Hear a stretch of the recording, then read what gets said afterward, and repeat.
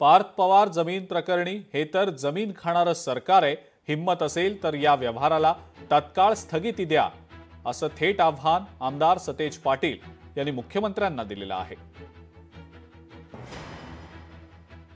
जमीन खाणारं सरकार म्हणून प्रसिद्ध झालेलं म्हणजे मुंबईमधले एसआरएचे प्रोजेक्ट असू दे, जैन बोर्डिंगचा विषय असू दे किंवा आता नव्यानं आलेल्या कोरेगाव पार्क मधलं प्रकरण असू दे, आता टक्केवारीनं भागत नाही।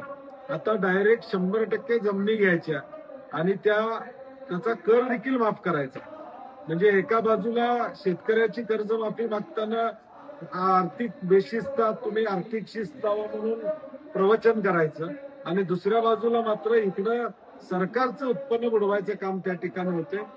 मुख्यमंत्र्यांना आमची विनंती आहे की चौकशी कसली करताय, स्थगिती द्या, एक लाईनची ऑर्डर काढा ताबडतोब की हा व्यवहार आम्ही रद्द करत आहोत। लोकशाही मराठी ऐका, पहा, जागरूक रहा।